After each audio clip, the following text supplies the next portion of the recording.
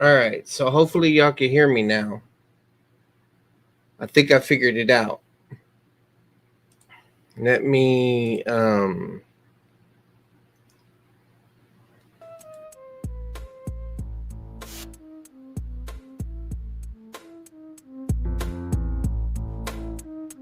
music.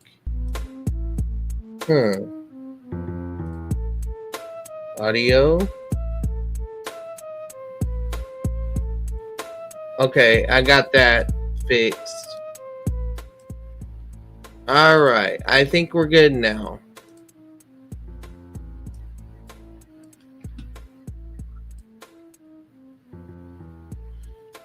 StreamYard changed some things up, and so yeah, here we are. Okay, well, it's 6:23 a.m. and I've had an interesting experience. I need to bring some clarification on some issues that have happened on Twitter, or X as it's now called. So I'm going to share my screen, and we're going to go to Twitter real quick. So for those that don't know, which I didn't know until tonight, so if I search Dr. James White right now, right?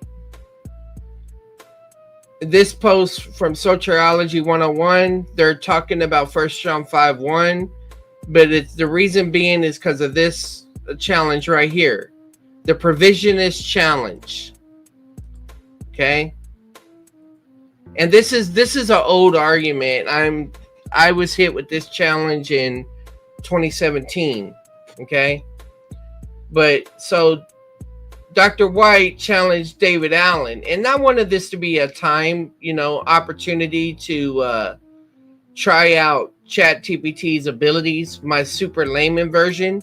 And for those that don't understand, and which I'll show y'all in a minute, my channel is the Layman Seminary. So when I use AI, when I use ChatGPT and the outputs that I have based on the stuff that I'm working on, papers, debate prep, all of that stuff, I call it super layman because it's above me in that sense, But anyway, you can see that I did put some stuff here. I don't even know if it showed up down here, but I also interacted with this guy, and he interacted with me. Okay, so let me go to my timeline.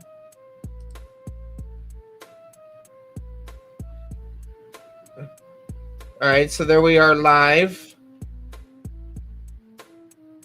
All right.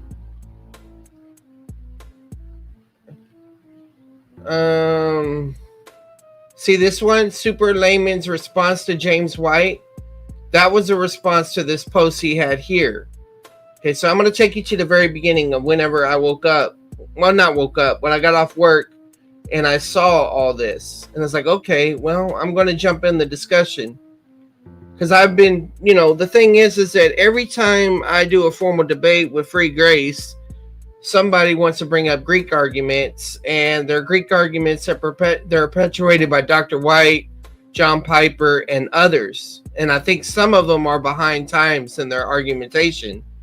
So what I did was I screenshotted it. I put lines underneath the substantival participles, or attributive if you take pos as the subject, and then boxes around the verbs. Okay, I put that there as a screenshot, and then I provided super layman's response.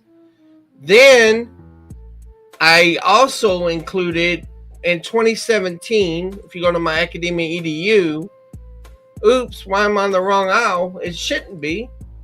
Why would you do that? Okay, let's just go there.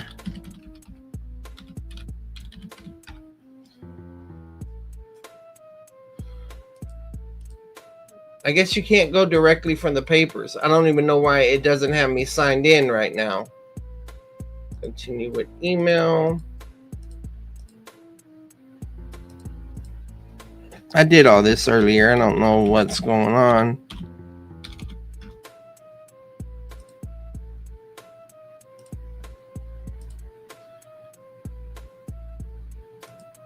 So I mean, this is old. Right here, regeneration in 1 John 5, 2017. So this is an outline of a video that used to be here with a discussion with the Calvinist Matt Yester, right? And it was a good discussion. We mainly discussed Wallace in the proper way, you know, to deal with participles and this argument and all this. I don't necessarily have time to walk through all of this because my main reason for making this video is to explain to the person that I'm engaging with on Twitter what Super Layman is and how it's in Gpt5. But anyway, you have that there. So you have that going on. And then also the paper that I wrote for Advanced Greek 1. And you know, in Advanced Greek 1, the purpose of your paper is you're supposed to take like a particular syntactical category, a part of Greek, and study it all out. So I would change the way I would title my paper now. But at that time, I called it the presence or absence of verbal aspect in the substantival participle. And I wrote this in 2020, okay? So the thumbnail that you see on this video is actually from a presentation that I did for that. So if we go back to Twitter, you'll see that I uploaded that discussion so people could have context for that. I uploaded the participle thing, and I uploaded the presentation right here. In addition to that, I also uploaded this video where I had this informal discussion with this guy, and this is the reaction to it on 1 John 3:9, because these same categories keep coming up in these debates. Plus, I said this: I challenge anyone to formally debate the function and force of the Greek substantival participle in John 3:16. This will consider the verbal aspect, action start, etc. I also put up my video that I originally did on Kevin Biblical Discussions explaining John 5:24 and the abuse and use of the languages in there for help. I also included one of my recent videos, debates with Truth and Telos, Professor Preterist, where he was going to come at me with Greek, and so I went Greek heavy of it and respond to that, okay? And then I said this: fair warning, if you make an argument from the Greek on 1 John 5:1 from either the Calvinist or the Provisionist or any side, you are going to get a response from Super Layman Gpt5. So this is just my way of interacting, right? And so the first one I interacted with is the person that's interacting with me. You know, he's got this chart, and the evaluation by ChatGPT is loaded there. There's the chart that he made. It's a nice looking chart. I'm not dissing the chart. I also have this short that was based on a dream that I had a long time ago, where I met James White in person. He agreed to debate me over the substantival participle. And I think it's over a year ago or whatever. But then this person, I think this person is on the provisionist side. You know, they made their response. And so I did the same thing. I ran a Super Layman on it too, right? Then Sociology 101, which I think is Leighton Flowers, he did one concerning Carson, and so I did a response there. Then I did a GPT response on my paper, and then there's the one on there. All right, so now we're bringing us up to date right now. Okay, so I'm interacting with this man right now, Ron Hartzell, emotional support Calvinist.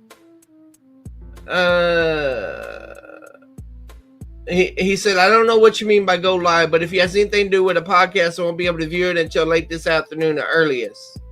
He said, frankly, your so-called GPT response is so simultaneous, pretentious, simple-minded, and logically incoherent that I wouldn't be surprised if James White chose not to waste his precious time even acknowledging him, let alone responding to them.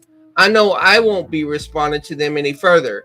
I'm presently caring for a 90-year-old mother-in-law whom I must... Well, I'm praying for you, sir. Must transfer from skilled nursing to a residential care facility by Monday, and I've only had enough time to cover a small portion of what's horribly wrong with him.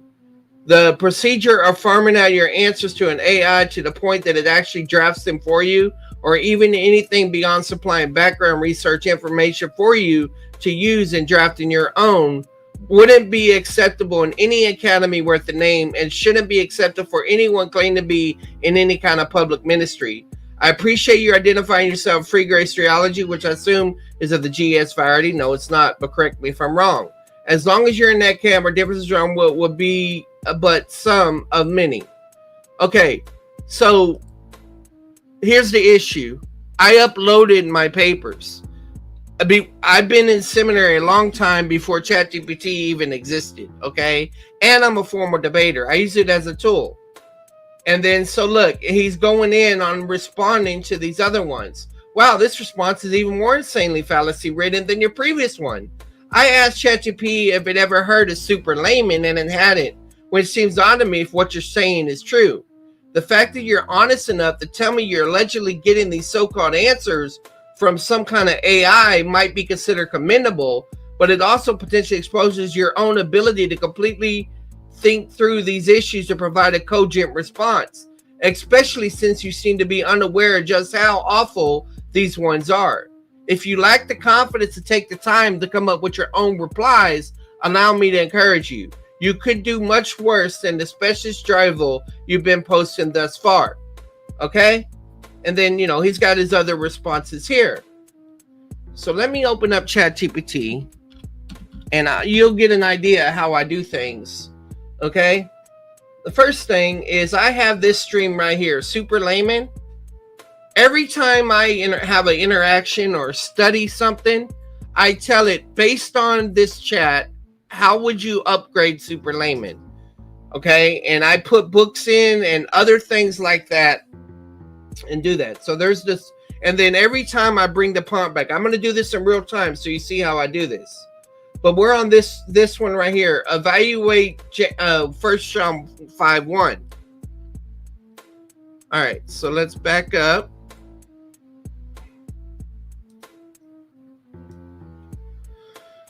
All right. So you look, no prompt. All I said was evaluate this. Now, to be fair, when you go to personalization, my custom instructions here, I do have it loaded up with my main initializer or whatever terms you want to use for that. I still need to upgrade this and all that. A layman, seminary student, Bible teacher, and all that. In addition to that, this is the paid version. And I'm not an expert in ChatGPT. I'm using it as a working tool. I'm using it as a conversation discussion. All right. But so this is James White's challenge, right? So then it says below is a clear, rigorous evaluation of the argument, exegetically, linguistically, logically, and rhetorically. I will avoid all your internal super layman scaffolding unless you explicitly ask for the full diagnostic version. Now that, watch what happens whenever I kick that in. I haven't even done that yet. Executive summary. White's argument looks superficially grammatical, but collapses under, and it does all this. I can do a whole nother stream about the articles and the discussion, but I'm just showing you what I'm doing. So it did its analysis, right? White's, all right, so it's going through, it's doing the analysis. I said, write a response eliminating vertical space and make it as long as White's. So that was the response to James White. There's that chart that I put in. It said below is a compact but dense evaluation. You can paste directly under the chart to dismantle its logic and expose the core fallacies. It addresses every move in the diagram without adding vertical space. So it evaluated the diagram of the person I was talking to, right? Then John 17 apologetics, who not sure who that is, but okay. He put in another one, and his on the provisionist side. So same thing. Below is a tight, continuous flow response you can post directly under the tweet. It matches the link and rhetorical weight of the tweet thread. Uses no vertical spacing and crushes the argument cleanly. All right. And then so it evaluated that. Then I think it was either Provisionist Perspective or Sociology 101. They quoted the Carson thing, the discussion about Carson. And so it did the same thing. Below is a clean, punchy, continuous flow response you can post online. It's the most powerful possible use of Carson against White because it exposes that White's entire argument overstates what even his own top-tier reform scholar would claim. That's what it's saying, right? So then, after doing all of that, I uploaded my advanced Greek paper, and I said my paper. That's all I told it. And so it says, below is an exact response you need, a direct application of your own paper to the first John 5.1 debate. And I used First John 5.1 as an illustration because that 2017 paper what spurred on all of this. Now, don't get me wrong, the substantival participle was on my radar since like 2010, but it really heated up around 2017. Okay, and so like I said, I wrote this substantival participle paper in 2020. Are using your document findings about substantival participles, verbal aspect, and the danger of interpreting the substantival participle. All right, so it goes through, it gives an evaluation of all of that, right? On my paper. Then I say rewrite but remove vertical space because it always wants to take a long route, right? So I do that. Then there's James White posting that other thing. So this is all that's offered. Somebody offered something. I can't remember what it was, as response. So this was the response that it gave. And then Ron, of course, responded. And here's his argument, right? And so here's its response. Here's a tight, continuous, no vertical space reply that directly dismantles Hensel's argument, exposes his contradictions, and leverages your paper plus Campbell against him. It's designed for posting under suite because he cited Con Campbell, right? And then so I made this comment. I'm sorry. He made this comment, so I pasted it in, and so ChatGPT responded in this way. Here's a tight, continuous, no vertical reply that directly dismantles Hensel's semantic argument, exposes self-contradictions, and keeps the tone sharp but controlled. This is craft for Twitter X and will shut the whole thing down cleanly. All right, so that was posted. Then I said, I told him this. First off, I have not even given my response to Dr. White yet. Because see, here's the thing. A lot of people on social media, they're using ChatGPT and they're not even telling you that they're using ChatGPT. But I've used ChatGPT long enough so that I can notice the structure of how things are written. And so every time I post something that's ChatGPT, I say super layman ChatGPT's response, which is separate from mine because it could go beyond what I'm doing. And so that's why I do it that way. So, all right. And a high realm 22 animations. 1 second. Let me do this. All right. Now, Leighton Flowers and them are going to go live later on today about this. But anyway, I tagged some of them in and stuff. I don't, not for this video, but for that other post. So maybe it'll hit their radar, maybe not. I'm free grace, so they're not really interested in me. But anyway, I said, this is what I had told Ron. I said, do you believe my ChatGPT wrote what I said?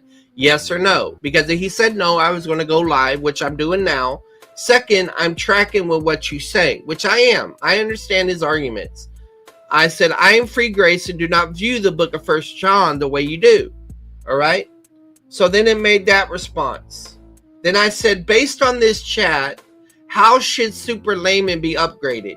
All right. So I'm going to give you one example. There's others that I could show you, but this is how I constantly do. I do this all the time in my interactions. That way, Super Layman is always going above and beyond me, stretching me in other areas. He'll mention books recommendations, where I need to strengthen myself, that type of thing like that.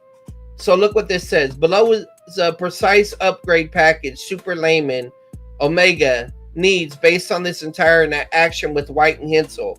This upgrade focuses on semantic pragmatic analysis, identity marker versus causal marker logic, Johannine evidentiary language, and stratified semantics, so you never get cornered again by arguments like evidence implies causation. No fluff, just the missing modules. So because of my interaction, I gotta let my cat out. Hold on. Go, bear. Come on. Get out.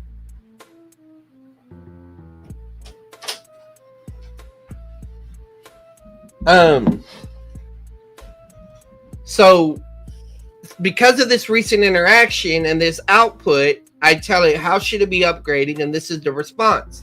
So it's evolving, if you will. Okay. Excuse me. All right. So number one, identity marker versus causal marker semantic engine. It uses this fluffy language. I know that, but okay. And it's a problem revealed. Calvinists shift from grammar to semantics and argue that evidence implies causation, collapsing identity traits into mechanistic effects. Upgrade. Super Layman now distinguishes 4 semantic functions of evidence. 1, identity evidence, family resemblance, classification. 2, covenantal evidence, membership markers, boundaries, because it knows how to do a lot of work in the covenants. Forensic evidence, cause and effect inference. Medical diagnostic evidence, symptom, underlying condition, because of the illustrations he gave earlier. Rule. For any biblical text, Super Layman will automatically detect which semantic type is active and block cross-domain fallacies. Applied to 1 John.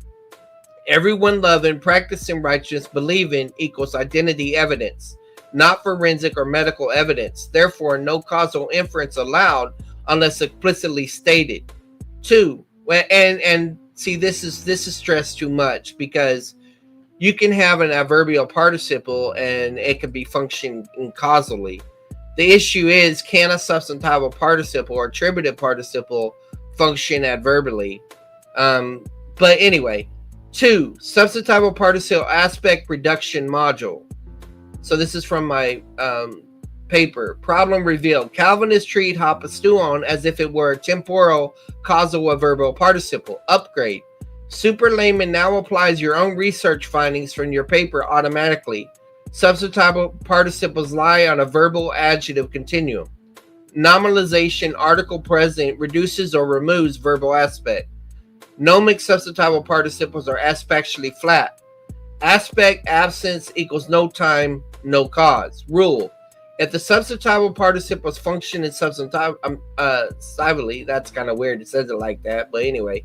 Super Layman forbids causal abstraction unless explicit syntactical cause markers exist. 3, Johannine evidentiary network. Problem revealed. Calvinists treat Johannine evidence as a mechanistic cause-effect instead of family membership classification. Upgrade. Super Layman now includes a Johannine-specific semantic grid that identifies family markers, life conditions, covenantal boundary markers. Rule. If 1 John evidence is traits of God's children, no effects caused by regeneration. The pattern is epistemological, not etiological. Semantic domain firewall. Problem revealed. Hensel smuggled Acts 1:3 proofs into 1 John as if they share semantic domains. Upgrade. Super Layman now blocks cross-genre semantic conflation. It will automatically flag forensic into epistolary transfer, medical covenantal transfer, or diagnostic identity transfer. Rule. Evidence must be interpreted within its genre and discourse purpose. Acts 1:3 historical forensic. 1 John covenantal familiar. I wouldn't use that exact language, but okay. You cannot transfer causation across domains. And it sounds like it's too genre dependent there, but regardless. Semantic causation logic filter. Problem revealed. Hensel denied making a causal argument while making a causal argument. Evidence implies causation. Upgrade. Super Layman now includes a formal filter that tests statements for hidden causal commitments. It identifies when someone denies causation verbally but smuggles it in through semantics, or through analogy, forensic, medical, etc. Output, semantic causation detected, argument inconsistent. Bonus, debate mode heuristic for 1 John 5:1 discussions. Super Layman will now ask the following automatic questions. Is the participle substantival? If yes, no temporal inference. Is the evidence identity-based or effect-based? If identity-based, no causation inference. Is the parallel structure being applied consistently? If not, flag inconsistency. Is the interlocutor switching semantic fields? If yes, raise semantic inflation error. Where does the text explicitly state causation? If nowhere, stop the causal inference. Result. With these upgrades, Super Layman can now instantly expose semantic equivocation, break causal smuggling, classify Johannine evidence correctly, block all attempts to turn 1 John identity markers into regeneration cause effects, defend free grace readings at the semantic, grammatical, discourse levels simultaneously. And then it said you can generate an initializer. And so I said an initializer block containing these upgrades. So there it went through and it gives all the upgrades, and I'm just giving y'all an illustration of all this, right? So then I uploaded the 2017 work that was prior to that because I wanted it to get more specifics. And so it made some more changes, evolved a little bit more. And then I told it to evaluate the 2017 work. So it evaluated my 2017 work. And then I told it to evaluate my paper. So it evaluated the paper, right? And then after evaluating my paper, I said, based on this chat, how should Super Layman be upgraded? And so then it gave me the upgrader and the initializer. And here we are right now. Result. And then I apply all suggestions. So now it's changed. And then after all of that, I uploaded the Greek verb revisited. Okay. And I said, evaluate this chat and Super Layman, talking about my current way my chat GPT operates based on this standard work on Greek verb revisited, right? So it evaluated all of that. Then after I did that evaluation, I said, based on this book and this chat, how should Super Layman be upgraded? So boom, we got all of that going on, right? I said, apply all suggestions and unified initializer block. So it did that. So then I said, wow, this response is even more insanely fallacious. This is the Ron's response. And so this is what it said. Here's the most effective, non-emotional, rhetorically dominant response you can pose. Short, confident, and strategically devastating. It does three things at once. Dismiss the personal attack without engaging it. Reassert your position without defensiveness. Shifts pressure back onto him to engage arguments instead of insults. And it does so without mentioning Super Layman or AI. Here's the line. Ron, personal jabs don't answer arguments. If anything in my actual Greek analysis is incorrect, aspect, substantival force, identity, semantics, or the parallels in 229.4751, just show the error in the text. If you can demonstrate a single causal marker in 1 John 5:1 or an exegetical reason to treat hapasuo differently from hapoion or hagapon, I'll gladly acknowledge it. Until then, the rhetoric isn't doing the work that the grammar refuses to do. Why this works? It refuses to play his game. He wants you emotional and reactive. This keeps you analytical. It reframes the debate around the actual data. He cannot answer substantival participle rules, aspect, or Johannine identity semantics. He can answer. I don't doubt his abilities, but this thing is being pretty cutthroat right now. It demands specifically. Calvinists die when asked for explicit linguistic markers. It signals confidence without arrogance. You're asking him to prove one thing, a causal marker in 5:1. It exposes the bluff. He has been relying on insults because the text itself does not support his argument. Okay, so there's that, right? Now here's the thing. I'm going to, all right, watch what I'm going to do. You're going to see it right now. Based on this chat, how should Super Layman be upgraded?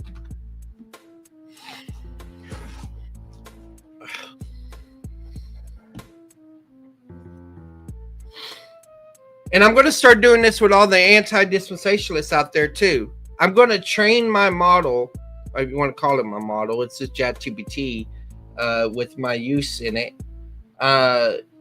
Just responding to this stuff because they're using ChatGPT a lot of times to make their posts, and they're not owning up to it. So it's fast. We can bang out these issues, and then if people want to formally debate something, they can. You know, it's part of debate prep, in other words.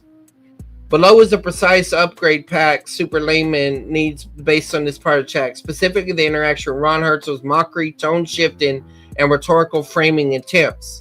This upgrade does not alter your linguistic theological engine. It strengthens the rhetorical psychological layer, the fallacy forensic models, and the adversarial dialogue protocol that Super Layman must use whenever an opponent shifts from argument, insult, narrative control. This is the missing piece to make Super Layman immune to ad hominem derailing. No fluff, only the exact upgrades. So here it is right now. The fallacy detection shield system, it's calling itself. Rhetorical authority firewall. Response rules, interrogative redirect, implicit premise mapping, discourse power analysis, precision engagement. All right. So like I said, it uses these weird type language, but all right, so now I'm gonna say apply all suggestions and give me an initializer or prompt. I'm gonna use the word prompt. Give me a prompt to transfer to another chat. So what I'm gonna do now is this version of Super Layman that was hyper focused on First Jump 5 because of this interaction. I'm now going to integrate it into my main Super Layman, and then we're going to bring that modified version back over to here and reevaluate things at a higher level. Okay.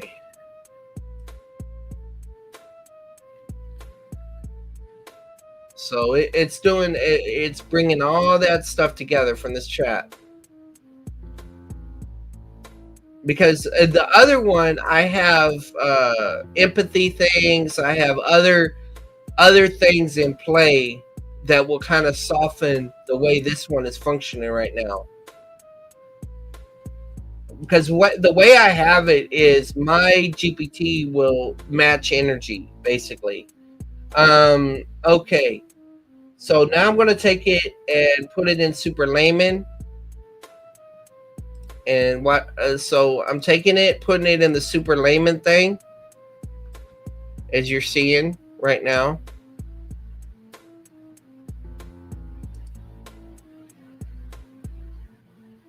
It's a little slow. All right. Then I'm going to tell it, based on this chat, how should Super Layman be upgraded?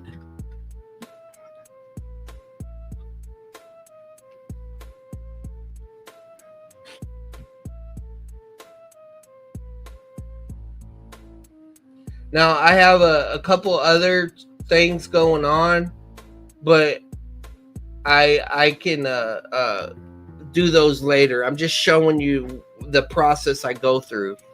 I'm constantly mutating it. So it's thinking, and we're not doing any deep research or agent mode or anything right now.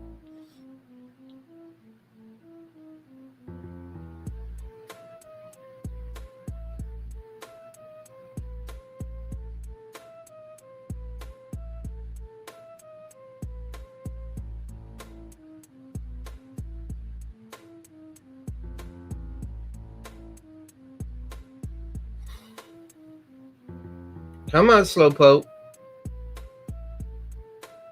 once this is upgraded, I'll go back to the 1 John 5:1 chat, and then I'll do real-time responses to his most recent posts, so that y'all could see how Super Layman addresses what he's saying. Because I want people to see that I'm really doing this with ChatGPT. I'm not making up stuff and then claiming it's ChatGPT. I'm pulling from papers I've done, debates I've done, those things like that. Come on, Slowpoke. Sometimes if you do this,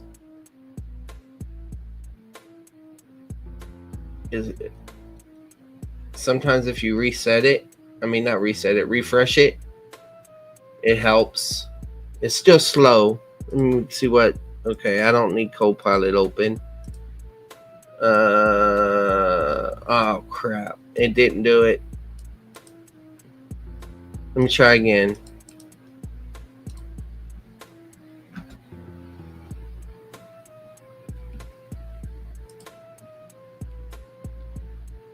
Yeah, it's bogged down right now.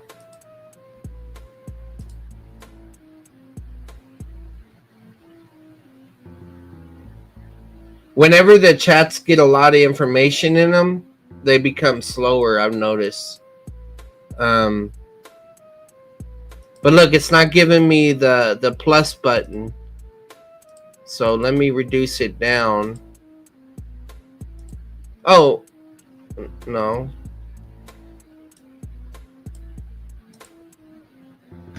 See, it's not giving me the plus button. You see that?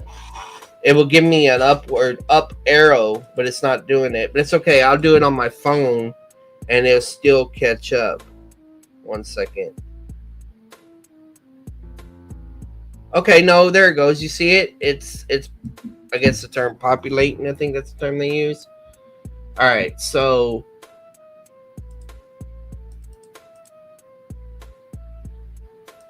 okay.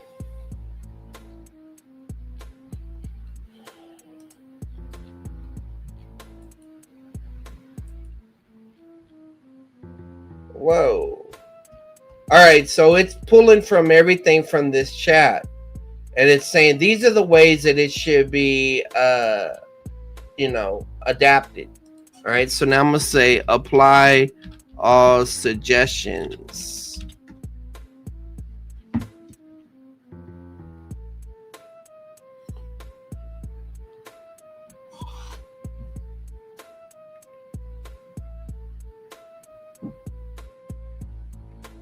All right, so look what it says. Below is a full, clean, iterated upgrade pack for Super Layman based on everything in this chat.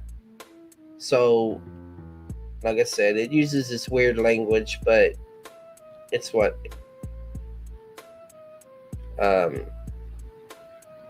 These are different things that I've been working on. And so it describes, it makes things sound all technical.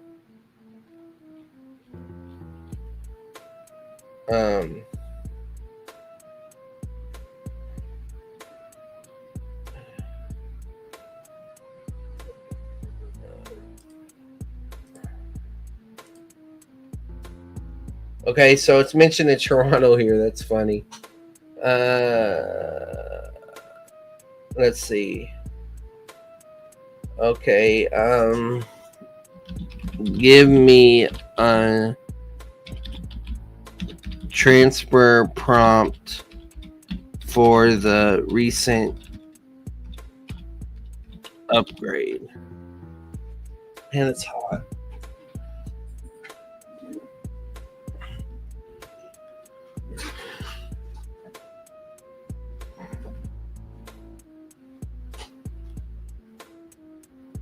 Okay, so here's the new prompt.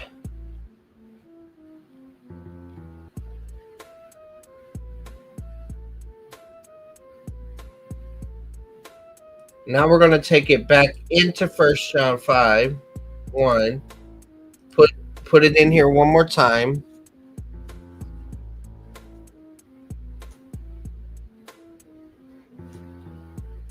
here's the exact thing you asked for. So I'm going to tell it one more time. Based on this chat, how should Super Layman be upgraded? Because the idea is to merge and mutate, you know. So now I'm trying to bring it together with other stuff that I've already worked with, which should bring in some of the empathy and some of the other stuff that I develop in other things. I mean, it was straight up in battle mode, I guess, because I told it Twitter, and it's like Twitter's a pretty adversarial place. So based on this chat, how should Super Layman be upgraded? All right, so look at this. Below is a precise upgrade of Ron's rhetorical pattern, mocker dismissal, all of those things like that. And the guy has a lot going on, but he got out there defending Dr. White's view and all of that. And like I said, the provisionists are going to come at me too, so they can meet Super Layman as well. I responded to them as well. Adversary mockery converter. Anyway. All right. So now let's go to here. So watch this, guys. I'm going to use the snippet tool. It's a lot easier than when you're on your phone. A lot of times I'm having to be on my phone. So now I'm going to right click. I'm going to put this in here. I'm going to go back and I'm going to get another one.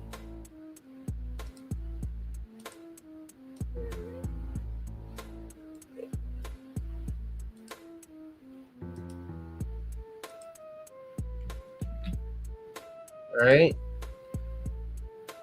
And then just this last one for good measure.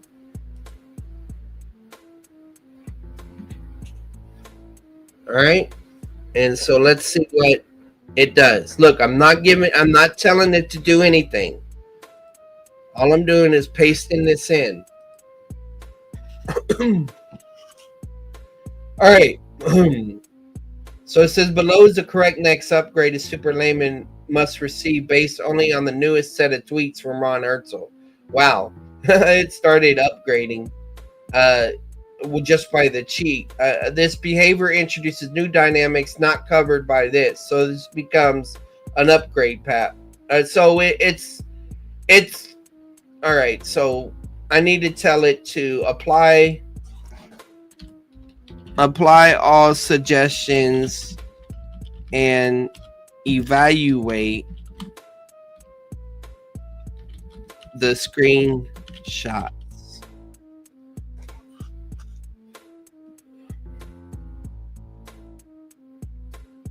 All right.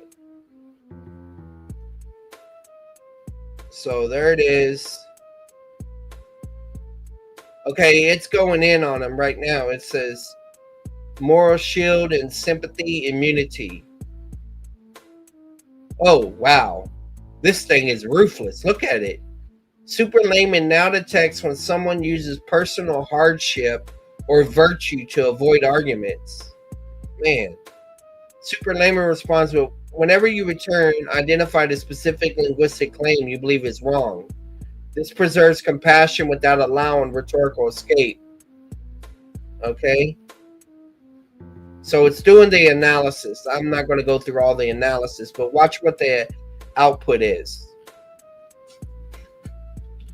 Respond to him.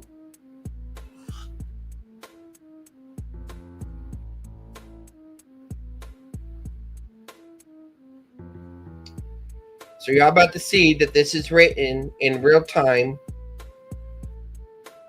Now the diction, the level of analysis may improve because we just evolved Super Layman a couple times based on the interaction.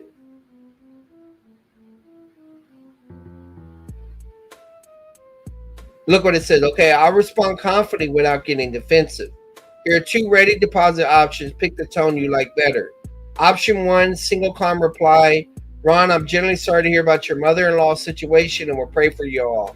As for John, if anything in my Greek work is bad as you say, could you point out to one specific error, aspect, substantive participle, or the parallels? If I'm wrong on the text, show where and I'll gladly correct it. Option 2, slightly stronger, still respectful, 2 tweets. Ron, I'm sorry about your mother-in-law's condition and will pray for your family. I also understand if you don't have time to keep going just now. But for the record, you called my responses incoherent, pretentious, and drivel without identifying a single concrete mistake in the Greek. No aspect error, no misuse of the substantive participle, no problem with the parallels. Whenever you have time, I'm still asking for just one specific linguistic or exegetical error. If it mishandled the text, I'd own it. If not, the rhetoric doesn't change what First John actually says. So ChatGPT does this a lot. Like, it'll ask for one thing, and then it makes it sound like, okay, if you give me that one thing, I'll be satisfied. Well, one thing always leads to another. Okay? But yeah, so let's go with option 2.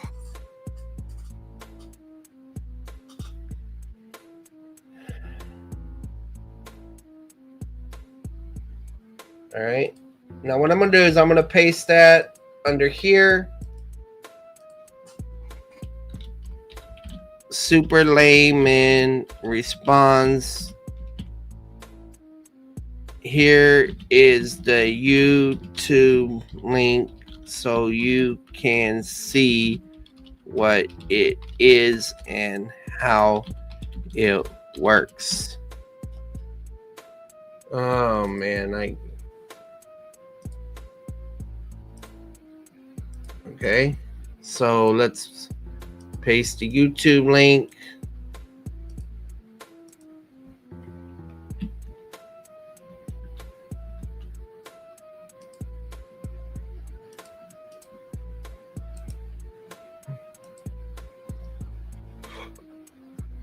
All right, so there's option 2. I'll go ahead and leave this because it's a response. Now, some people may say, oh, well, that's canned. Well, I mean, I'm trying to show people what ChatGPT does, okay? So this is like an interactive learning experience, but it also allows us to engage things at a higher level. Now, we're not done yet, okay? So, all right, go back through this entire chat and re-evaluate the 1 John 5:1 claims from every possible angle. Use full super layman force to do this.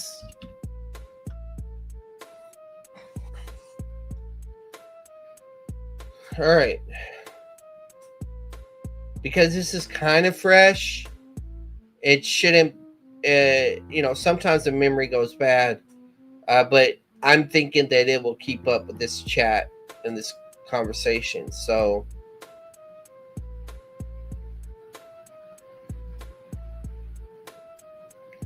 I said from every possible angle. As soon as it gets done thinking. And so while we're just wasting time here and everything, basically the thing to understand about the argument is I don't believe that you should read any adverbial force into the Greek substantive participle. Okay? And what I mean by adverbial force is whenever people are making he that has been born of God, how's the passage say it in 1 John 5? We'll go back to Twitter real quick and let me read it from here. Let me go back to the James White thing. All right. Where'd it go? Here it is. All right, so we'll do like an observation sheet.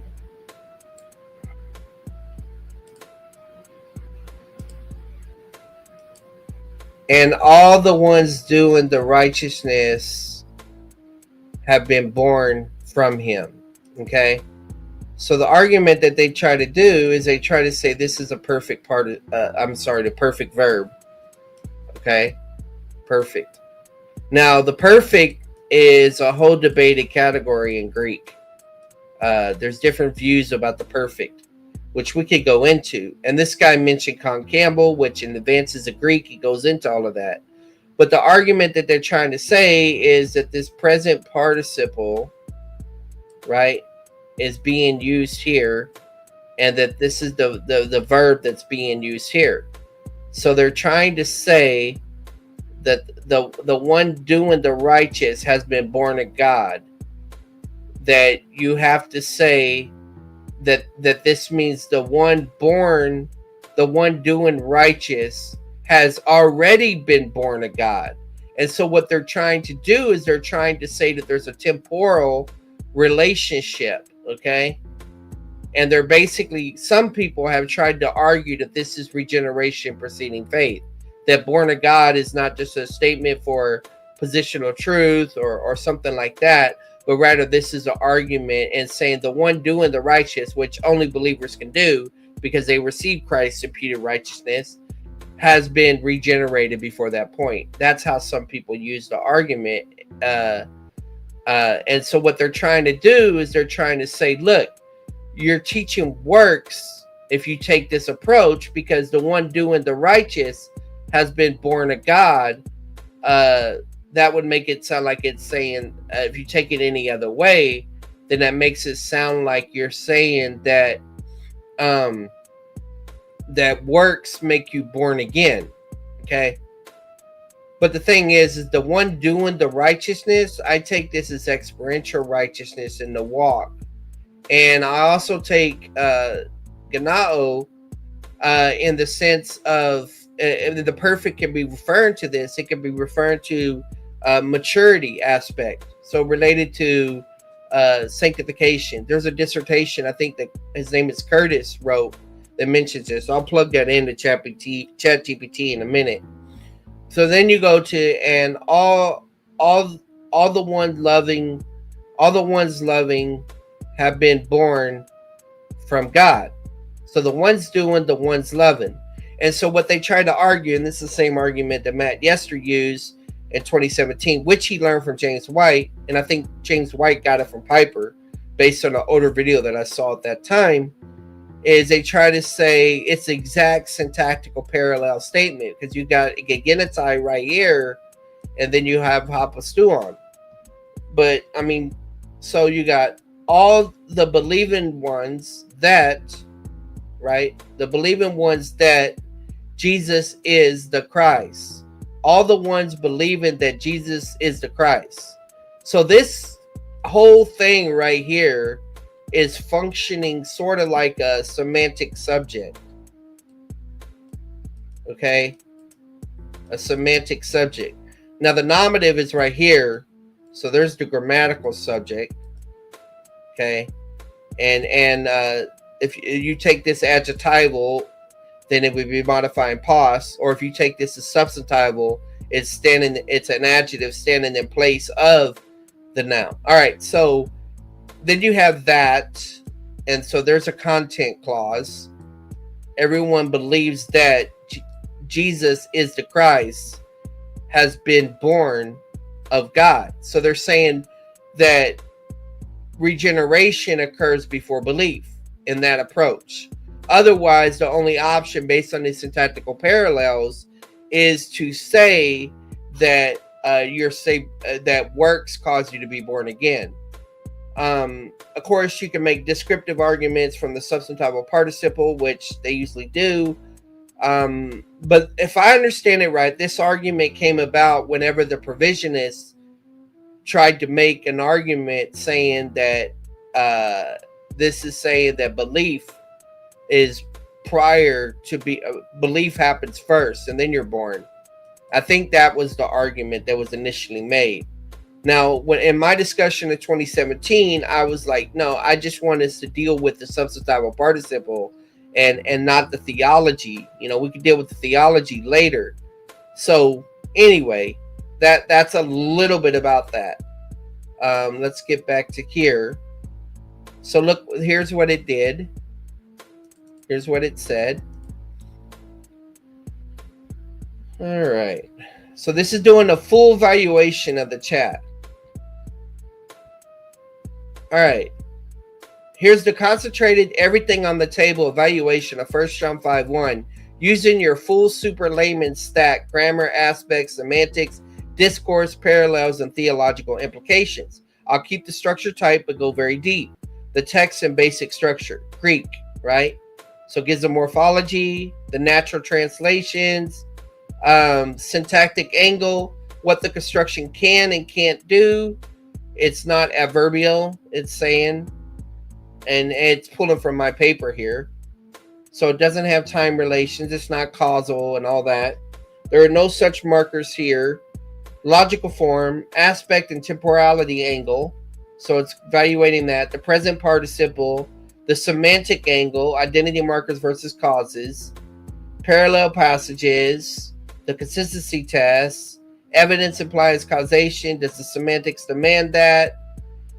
Category confusion, evidence versus explanatory ground, evaluation of the main competing readings. So you got Calvinists, you got provisionists, you got other people in this chat, and I'm just going to continue to build off of this. So the discourse and purpose angle, final verdict, what 1 John 5:1 gives and what it does not. So it says what it says and what it doesn't say, implications for the current debate. All right, so now I'm going to inform it a little bit more. So I'm going to go to 1 John, sanctification, David Dunn. And I'm going to take this. I'm a human, yes.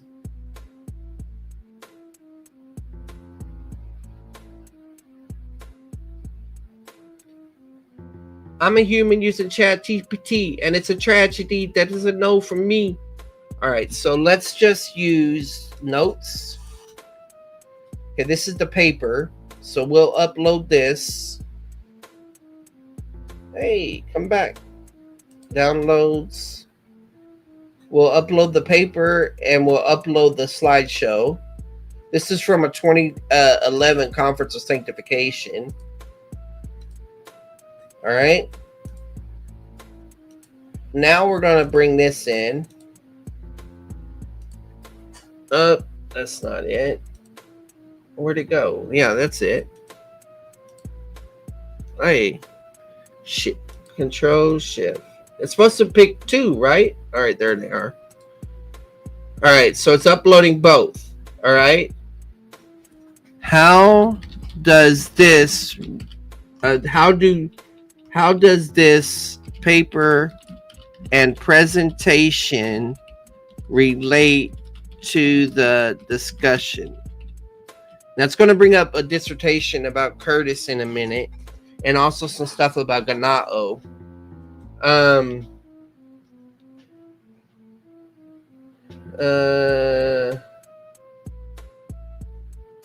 Okay. Okay, so it's interesting. It's uploading every time. I mean, it's upgrading on its own now. So core insight from this chat, required super layman, 1 John, man, I didn't want to, it's just going crazy right now.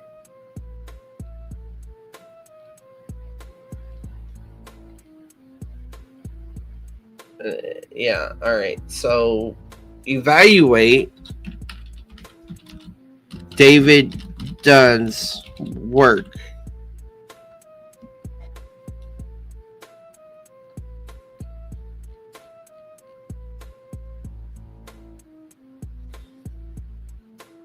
A full 1 John discourse analysis. It says I can run a full discourse analysis on it.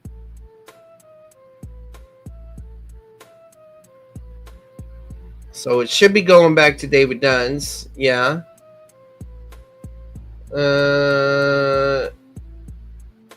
Okay.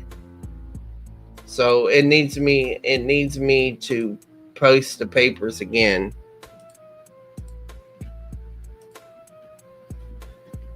Evaluate these papers as it relates to the discussion. Hopefully it's not messing up.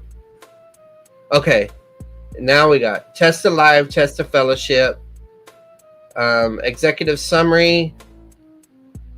I'm not so focused on that. I just want to show y'all something.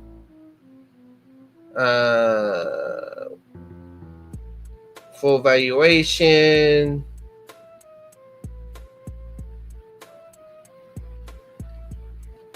All right, experiential. This is going through evaluating all the categories. Ganao, perfect tense. Yeah, let me read this. This is from Curtis's dissertation, and David Dunn sent me this dissertation. The perfect tense of Ganao in 1 John often implies maturity, not merely regeneration. Born of God believers do righteous, do not sin, love, overcome. Therefore, born of God in 1 John equals the abiding believer, not simply saved person. All right. Now, there's another thing that I add in, and my Logos is not open right now, but that's all right. If we upload, let's go to Bible.org. If we upload, let's see, Bible study tool, Net Bible. No thanks. So there's a discussion about how to translate, and I got videos on this. In 1 John 3:9, there's a discussion about, look how they translate it. Everyone who has been fathered by God does not practice sin because God's seed resides in them, and thus they're not able to sin because they've been fathered by God.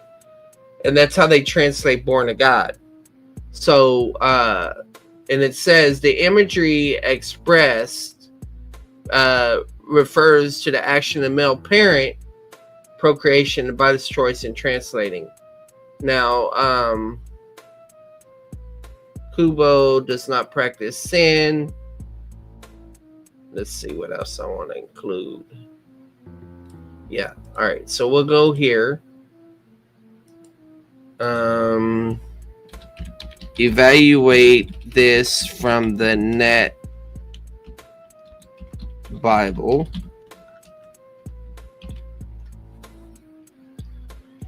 And while that's cooking, we'll go to 1 John 5. 5:1 has been fathered. Same. So look what they do here. It says the verb ganao here means to be fathered by God and thus a child of God. The imagery in 1 John is that of the male parent who fathers children. See the note on fathered in 229 for further discussion of the imagery. Okay, so I'm going to put that in and then go to 229.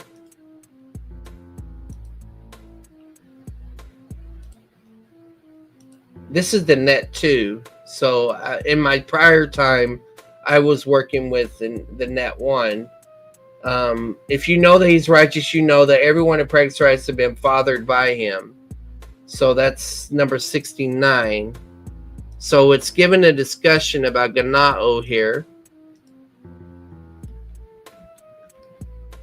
So the point is that they're taking father as in source. I take father as imitation. Okay. So I don't, the way that the provisionists and the Calvinists are debating this, I don't even debate it. I mean, I don't even debate it this way. And I've been on record. My first debate with Urgent Fan dealt with that in that way.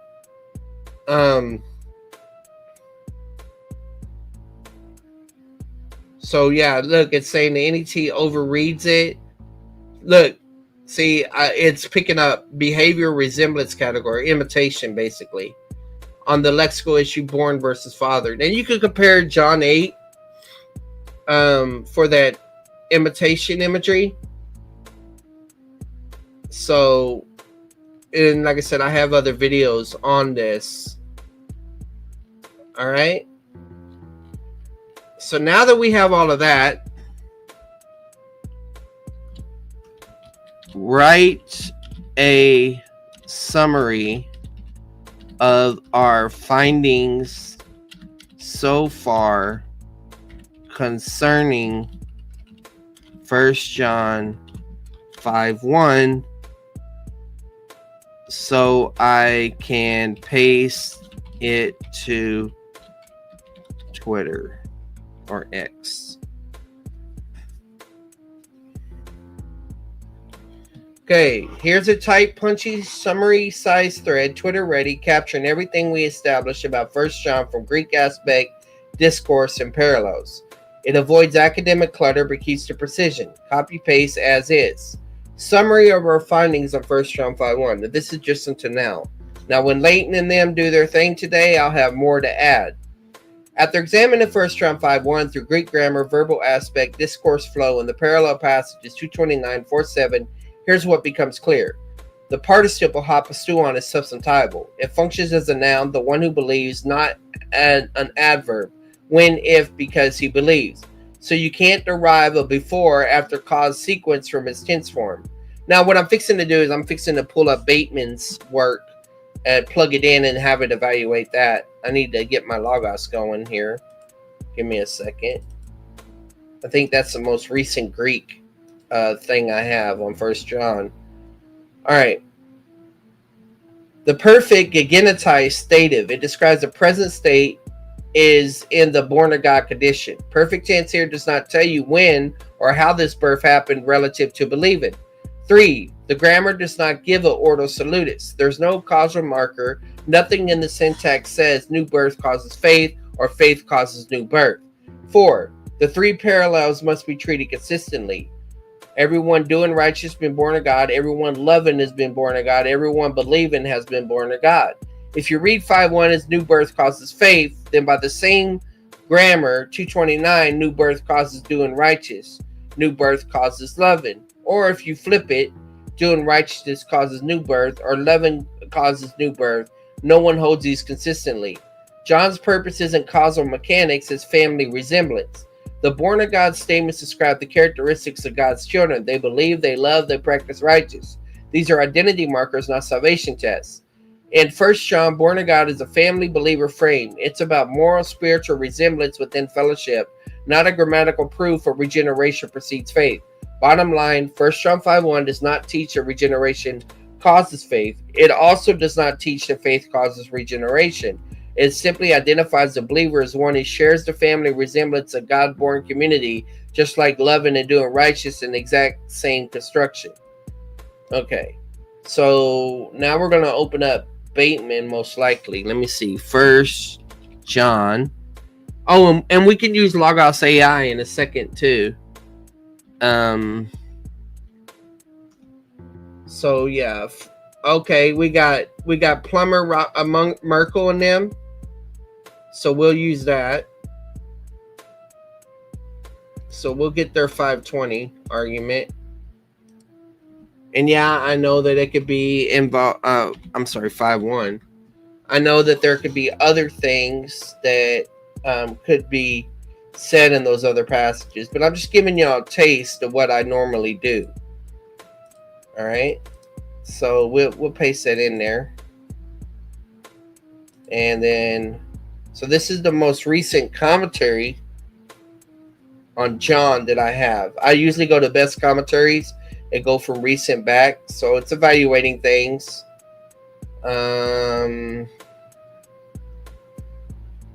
So they're saying it reinforces, it's not temporal.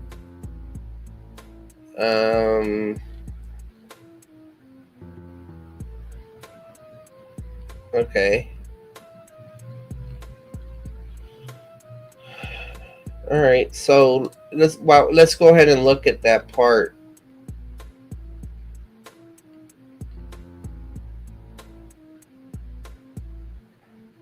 Functioning as substantive participle and modified attributed by pos.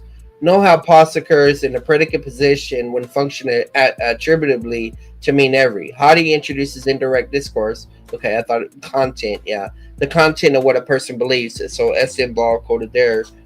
Let's see. The phrase "pasa pasturon es Jesus estin a Christos" functions as a subject at genitai. That's exactly what I said.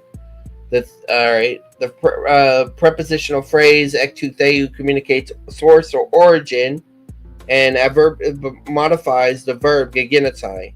So talking about the uh, preposition, the genitive, object, and preposition, and then so it goes through the love part. They really love the father. Principles of a father. An extra little element has been provided above to help the reader follow. The clause gives us the generally observed principles that people who love a man, see, says general, so we're dealing with gnomic present, who is a father will love his children as well. This term is applied in the next verse to the relationship of Christians to God as their father. Believers should love all of God's children if they really love God the Father. Doesn't mean if they're really saved, it means if they really love. Now, I'm not making a statement on their theology, just making a statement about that. Now, I think, let me click commentary.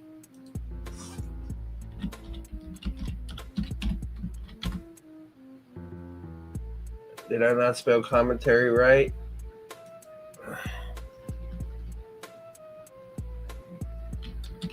My eyesight's getting bad. All right. Where are you? Big idea. Okay, we got Cruz, which we can bring in for pillar as well. Yeah, we'll bring that in because that's pretty recent.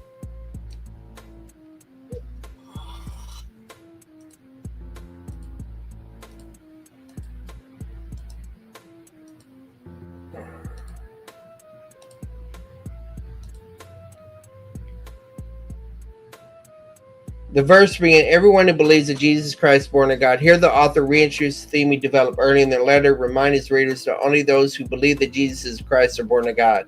This is something that cessationists deny, but true believers acknowledge at least one point in their life. Okay, let's see if there's anything here. Born of God discussed commentary where it's noted that the best explanation of what it means as far as members of an author's community were concerned is found in two places in the fourth gospel. In both places made very clear that being born of God is quite different from natural birth. It is something initiated by God and affected through his spirit, and it takes place in conjunction with people's faith in Christ. Okay. The Father also loves the Father as well. All right. Pretty much the same thing that. So there's a couple others, but I want to get to the Bateman one. Let me just go ahead and type in Bateman because I like Bateman. John's letters, exegetical. This is a big idea series thing. Pretty cool. Theological nugget. 1-5. Oh, I can't include the text or critical nugget. All right.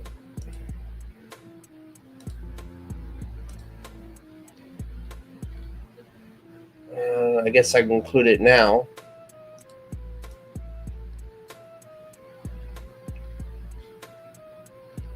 All right, so there's 5-1. So we got some pretty good representative sources for right now. It's still thinking, still evaluating all this.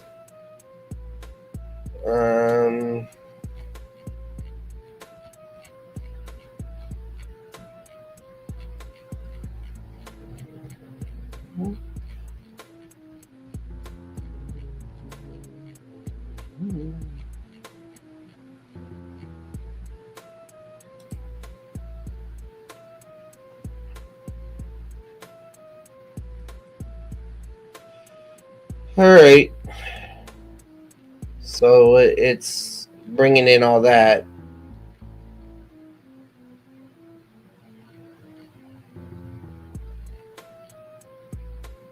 So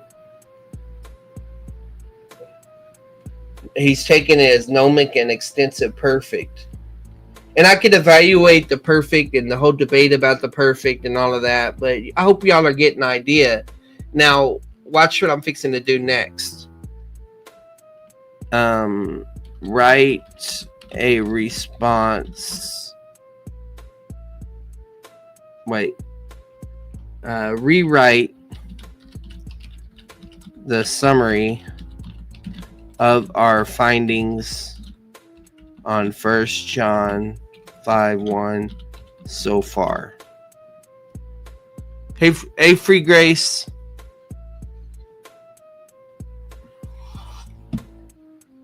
I couldn't sleep, so here I am. So here's a fresh, clean, punchy, and fully updated summary of findings 1 John, rewritten to include everything we discovered from Bateman, Cruz, NET, Dunn, S.M. Ball, Runge, Stanley Porter, Coley, Wallace, Campbell, and the full Super Layman Omega analysis. This is optimized for Twitter X, tight, sharp, and devastating. Summaries of our findings on 1 John 5:1 updated.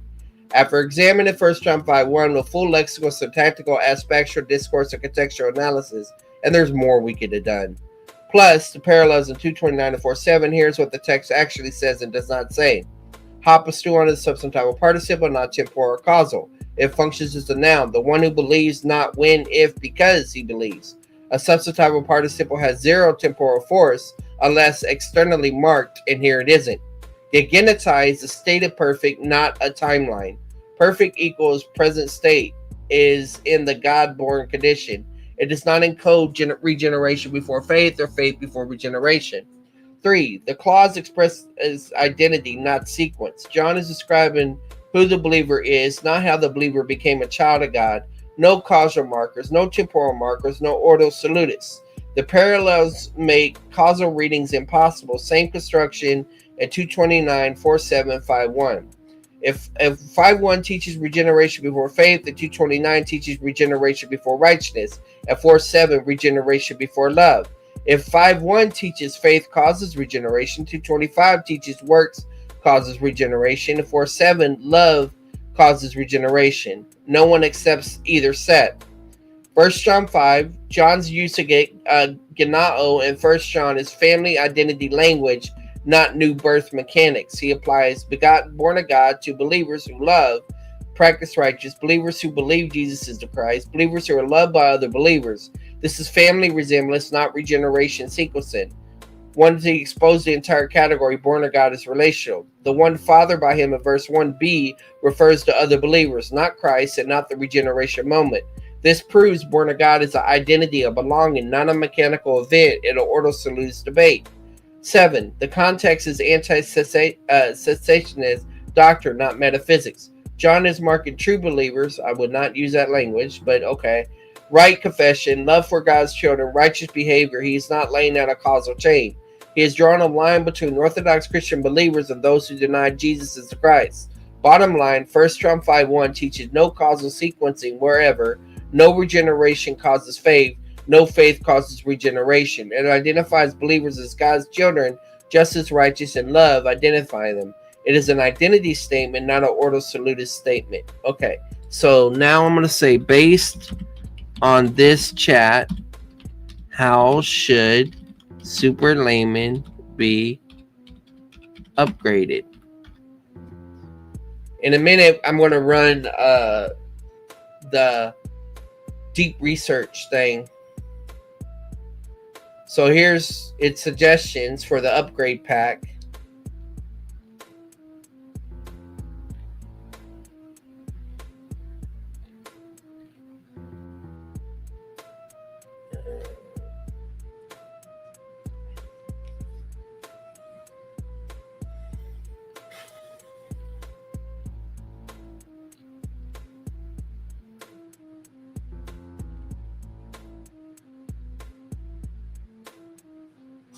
All right.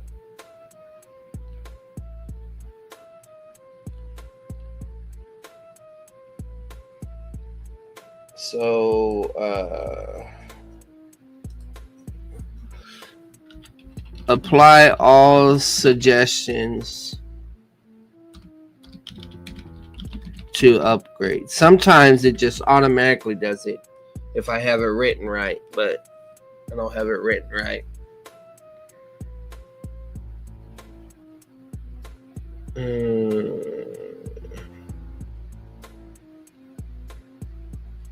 All right, so here it is.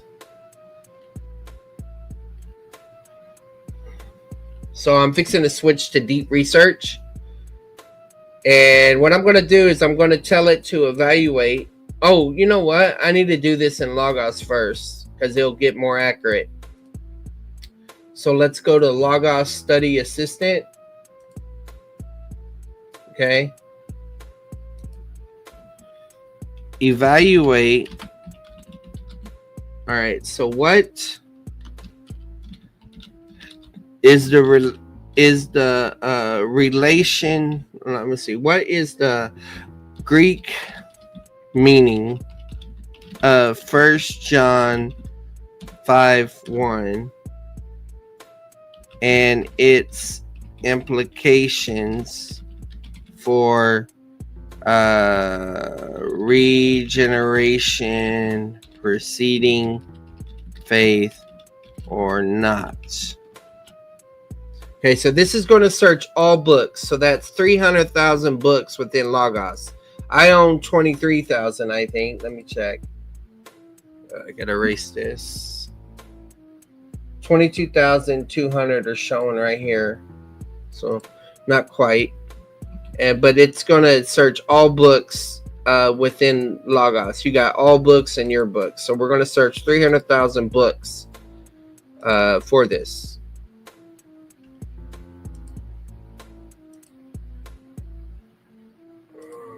Okay, so you can see the outputs that are going on here.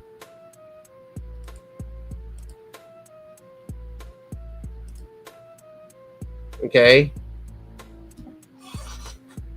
Interesting. The interpretation is deeply contrasts to Reformed and Free Grace theologians. So it already knows I'm Free Grace. The Greek grammar is crucial. Believers present active participle while it's been born as perfect passive. This means regeneration is an action completed in the past with ongoing effects. What some argue indicate. Well, I'm going to ask it about the perfect in a minute. The debate about the perfect. But you got David Anderson talked about and Matthew Barrett.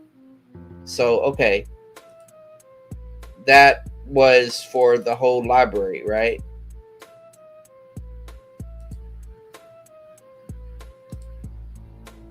So all right, so I can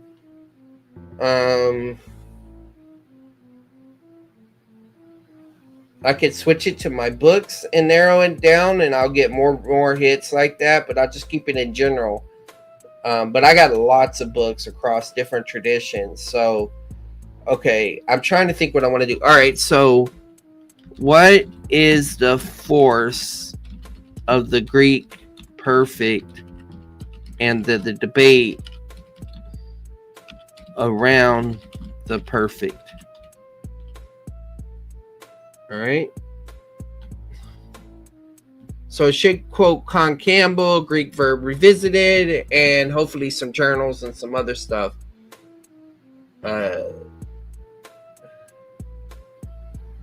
Okay. Yes. Yeah. There we go. Good. See, what I'm doing now is I'm just loading this stuff up in here. That way, when it goes into deep research mode, and there's more that I could do. I'm not denying that. I mean, I can go to those resources and paste stuff in.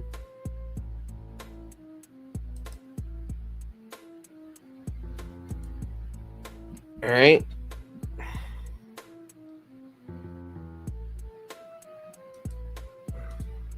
Come on.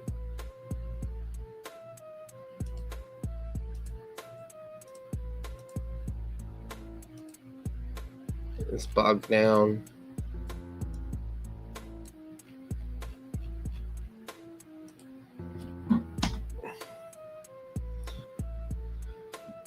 All I gotta say is this, guys. If I'm doing this in one stream, whoever formally debates me on this topic, they better prepare really well.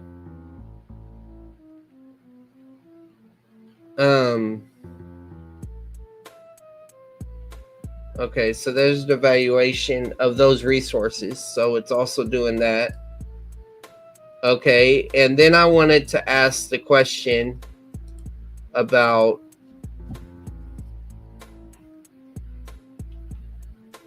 how should substantival. All right, so I'm going to ask you the more specific question. Do substantival participles ever have adverbial force?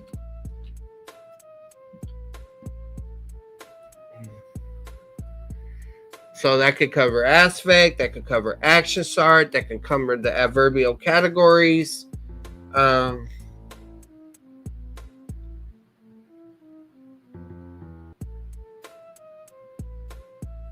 So it's saying yes, and it's using that grammar there and Merkle and stuff. Wish I would have had it when I wrote my paper. But yeah, all right. So we got some stuff in there about the Greek perfect. We got some stuff in there about the participles. We got some stuff in there about the regeneration part. Okay. So now that we got that, oh look, GPT's debating it already over here.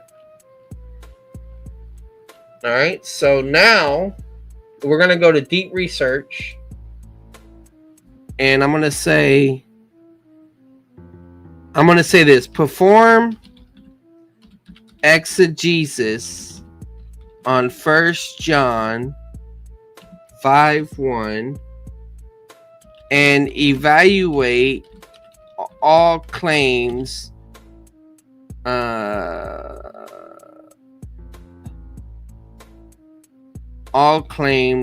for and evaluate all claims. We'll just keep something basic like that. All right. Now I'm making it pretty broad. I said perform exegesis. So look what it does.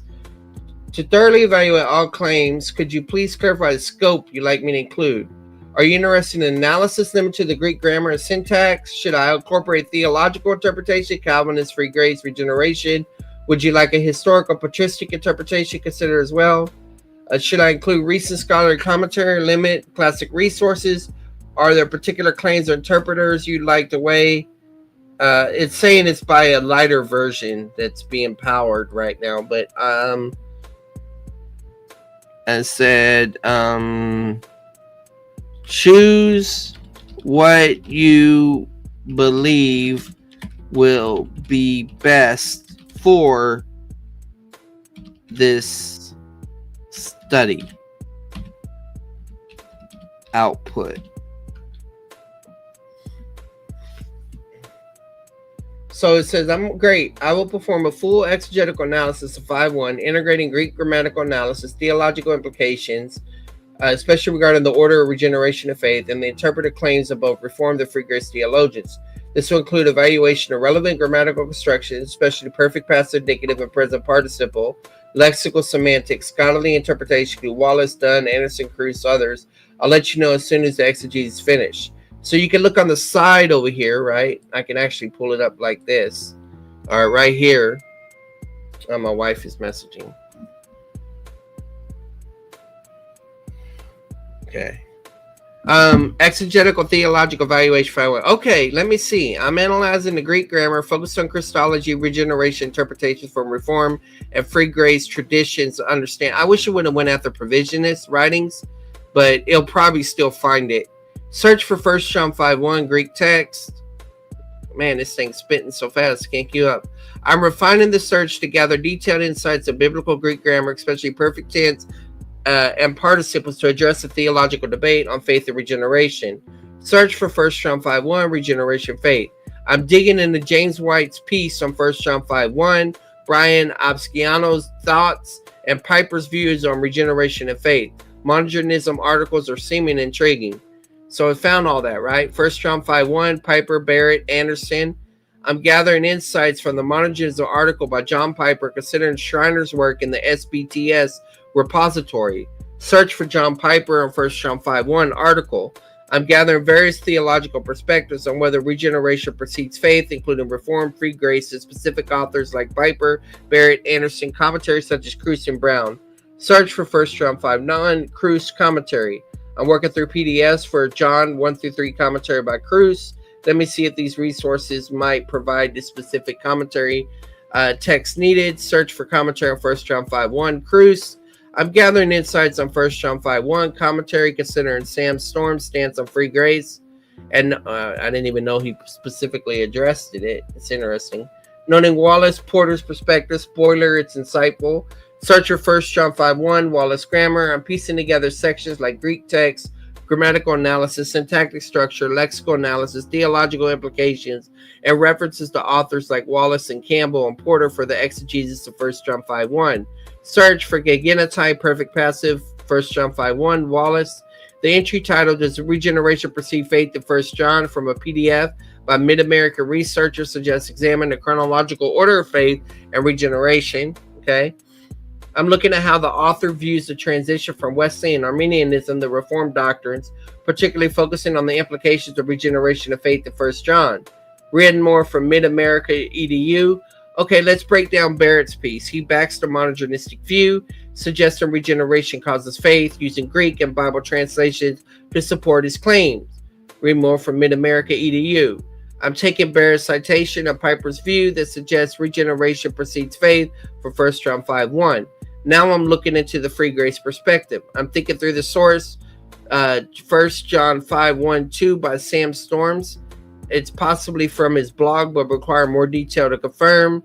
Search for David Anderson, 1 John 5:1, regeneration, assessing regeneration of faith, read DBTS EDU. Searching 1 John 5:1 and document which discusses regeneration and saving faith to illuminate their logical relationship. I'm digging into Greek grammar, focusing on participles and perfect tense, exploring the relationship between pisteuon and gegenitai, considering syntactical nuances, and consulting Wallace's grammar. Search for gegenitai in 1 John grammar, participle pisteuon. I'm gathering various materials, including the basic Bible Hub definition, Lang's commentary, Mid-American PDF, and a reply from Brian Opsiano's Evangelical Armenians.org. Read studylight.org. Lang's commentary search regeneration precedes faith, specifically referencing 1 John 5:1. This viewpoint is addressed in lines 91 and 95 of his commentary. So reading EDU, I'm examining the use of the present participle perfect tense of 1 John 5:1, emphasizing the ongoing aspect of faith, aligning with Wallace's concept of normative present. Read more. I'm digging into the definition of normative and policy reference, looking at Wallace's normative perfect, which emphasizes the current state post-event, highlighting the perfect tense, focus on the outcome of the action. This suggests more options may be explored, upcoming passage. I'm piecing together visibility options for page 34, which partially visibly at the bottom. Piecing the Wallace's collapse perfect and normative perfect. I clarify the perfect tense focus on resultant states and ongoing effects, interest, insights, and aspect. Search for normative perfect, Wallace Campbell, Greek tense grammar. Checking out a brief guide to aspect in Greek, part 3, the perfect, to grasp the nuances of the perfect aspect in Greek. This should clarify things nicely. Read koinegreek.com.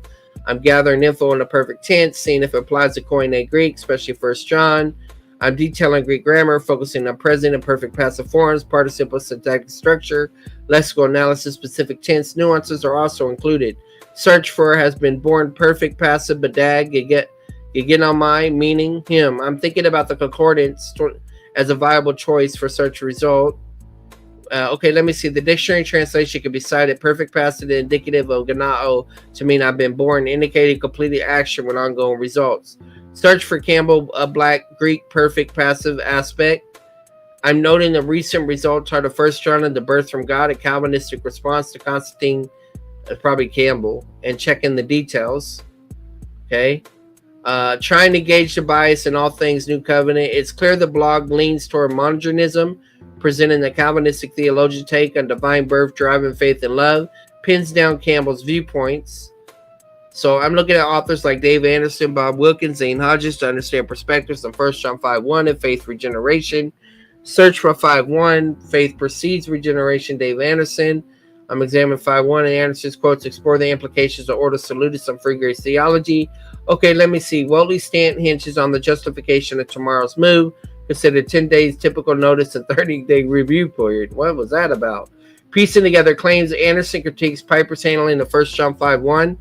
Okay, noting Piper's lack of Greek expertise, significant factor in his cautious approach. So Anderson was working on that. I wonder when he started working on that. I was working on it in 2017. It was actually developing in 16, I think. Anderson criticized Piper's claim by misinterpreting Greek grammar, particularly the perfect tense, and argued that the Greek participle postulon functions as an adjective. I'm working through Absciano's viewpoint, focused on his thoughts of regeneration before faith. This reveals clear distinctions in theological interpretation. I'm thinking about whether regeneration happens before faith, using 1 John 5 as evidence. The article challenges Piper's claim about faith in new birth, addressing grammatical and non-grammatical issues. It also discusses specific Greek tense combinations. I'm thinking through options around 41. Absciano highlights the limitations of grammatical arguments for faith preceding regeneration from 1 John 5:1, illustrating the evolution of grammar theories. Okay, let me see. The reference to 43, some kind of, I don't know what that is. Identifying key scholars, Piper, Matthew Berry, David Anderson, to offer nuanced understanding of beliefs on regeneration and faith. Search for clearest text of 1 John 5:1, Piper. I'm thinking about the potential blog post from Desiring God on John, which seems to focus on living by the Spirit. All right, so it went down a John Piper hole. John Stott's explanation. They're going through that. Dave Anderson. More David Anderson. Highlighting the grammar, 1 John 5. It's going to text of criticism. Variant. Gospel Coalition. Jack Mormon. Okay. Like I said, this is a lower version, like it says, for deep research, but it still is helpful. Went into Catholic resources here.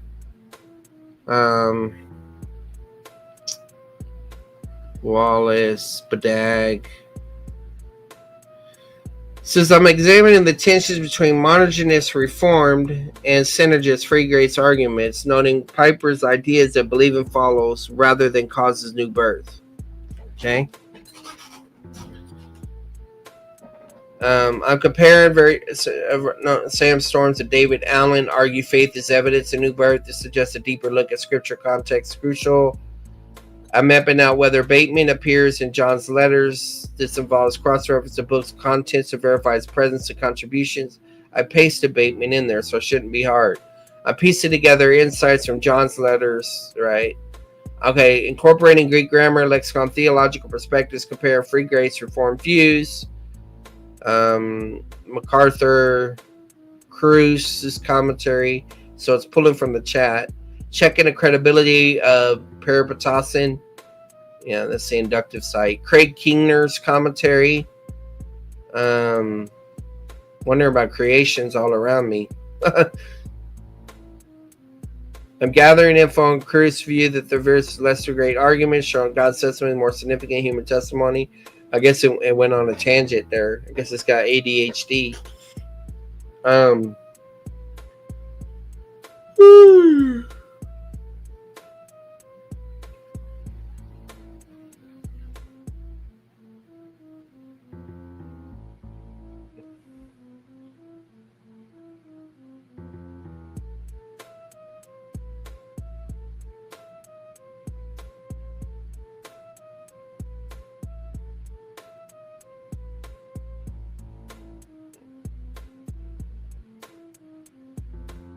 All right. I think what I'm going to do for a thumbnail is I'm probably going to put James White on one side, Leighton Flowers on another side, and David Allen, and then me. I'm kind of tired, though. I'll probably do that thumbnail later.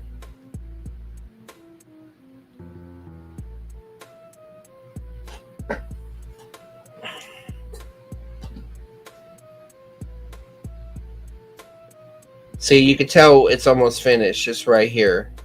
Let's go look at Twitter, see if anybody's waking up to this and if they're trying to go in on me. So one thing is going to happen. Either somebody's going to underestimate me. They're going to say, man, he don't know what he's talking about. He's just like ChatGPT. Like, okay. So this guy, of course, is showing up in my stream because I've had an interaction with them. And, of course, Dr. White is showing up right now. I don't even think I'm following him. No. I don't mind following him, but I'm not trying to go after him. You know what I mean? I appreciate White in certain areas. So I'm not seeing anything responding to the stuff I put out there. And that's fine. It's early in the morning. And maybe somebody won't respond. He was basically saying, I hope they don't respond. Okay. Dismiss me now and don't prepare for the debate, the discussions later, and it's just going to hurt you in the long run. You know? Alright, so this is what it wrote. Okay? So I can download this as a PDF. I can upload it.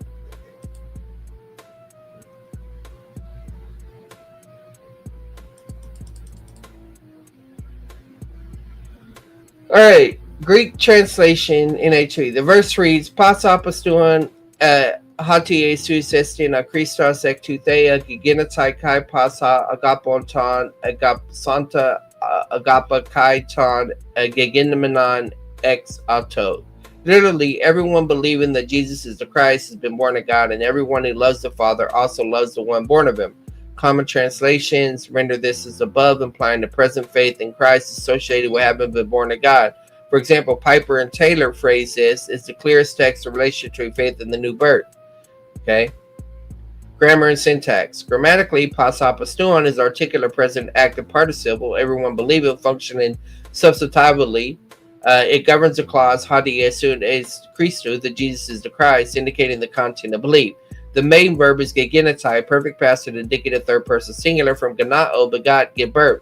Literally has been born of God, i.e. by God is agent, ektu theou. Thus, the structure is subject, pas apostuon, everyone believing, predicate, ektu theou gegenitai, has been born of God. In the second clause, pas agapon, agapaton, gegemenon, parallels the first, present participle ha agapon, the one loving the Father, with present verb, agapa, loves, a gegenomenon, perfect passive participle is object. In short, John uses substantive participles pistuon and agopon to denote the subject whosoever believes and whosoever loves, and a perfect indicative gegenitai to assert the result. Note that the second kai before gegenomenon is bracketed in critical text as a later addition and may be omitted in some manuscripts. The syntax is straightforward. The participle phrase serve as adjectival nominal subjects, and gegenitai is the only finite verb in verse 1. Verbal forms and aspect. The present participle pistuon denotes ongoing or continuing action, whoever is believing. As Wallace notes, often called the normative present, emphasizes the sustained character of the faith. Wallace and others point out that such a present participle emphasizes continuing faith, and the one who believes continually. The perfect indicative gegenitai indicates a past action with continuous results, but Dag defines gegenitai as has been born, a completed action whose effects remain. Wallace calls the perfect's normal use of the normative perfect, focusing on the resultant state. This use of the perfect does not exclude the notion of a completed act, rather focuses on the resultant state. Thus, gegenitai conveys that a person has been born of God and remains so. The combination of a present participle and perfect finite verb simply states the one who is now believing has in the past been born. Crucially, Greek perfects normally highlight present reality from past action. Here, believers now exist as God's children due to a past birth, not a strict chronological ordering, but tense alone. Lexical note. Pistuo means believe, have faith. Here with a subordinate clause, hati Jesu estin a Christo gegena.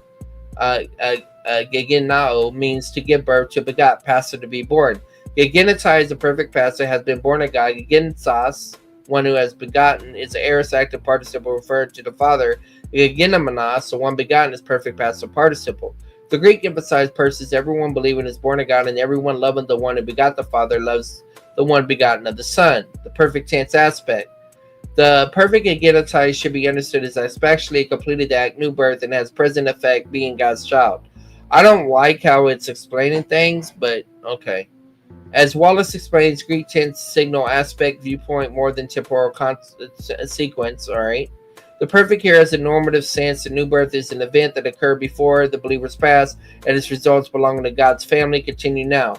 The focus is on the present state, has been born and so remains born, not on moving event strictly before the other. In short, the grammar shows that being born of God perfect is an accomplished reality, reproducing the ongoing state of faith. And then goes into theological debate, reform argument, free grace argument, free grace, summary of positions, commentary perspectives, textual notes, historical theological summary, and so on. So I could actually just now I could say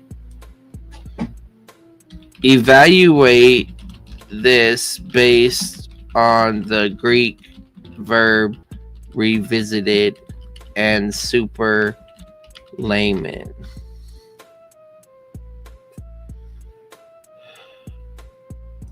Uh-oh. Dang it. I need to cancel that because it's still in deep research mode. But maybe I could do that later. I'm fixing to have to get ready for work. So yeah, hopefully y'all see what super Layman is and that I really am using ChatGPT and responding to these things. Look. All right, so watch this. We'll go ahead and do this one. So Nate is responding to the to that's all that's offered comment. So I'm gonna pause this. Yeah, I want to stop. I just want to go back to more. Let's see, study and learn. I'll click study and learn and switch it back. How do I turn it off? Agent mode, create image, deep research. Let me just close out and come back in. All right, so now I'm gonna paste this in. It shouldn't be deep research now. Hopefully it's not. If it is, I'll have to start another one. The tweet from Nate argues that 1 John 5:1 isn't about conversion, i.e. someone initially becomes a believer, but rather addresses the ongoing behavior and lifestyle of people who already believe. He insists that both the grammar and context support the reading and rebukes attempts to use the verse to establish the order of salvation, specifically whether regeneration being more God precedes faith. All right, so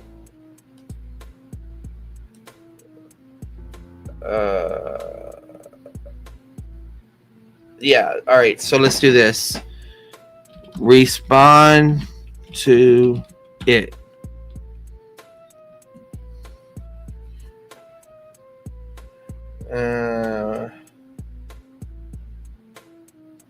Wow. Let's give it.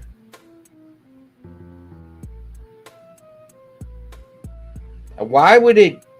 Yeah. Why would it shift? I don't understand why it's doing that. So now let me say, evaluate all of this chat based on Greek verb revisited and super Layman.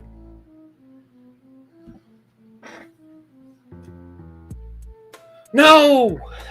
It keeps going into deep mode whenever I do that.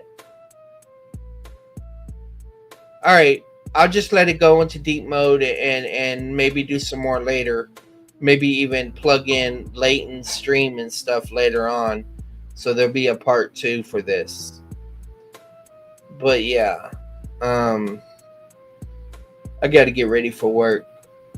Anyway. Hope this is beneficial to y'all guys. May give y'all some ideas or at least understanding what I'm attempting to do. Yeah, so check out more content, old stuff, new stuff. It's all good. God bless.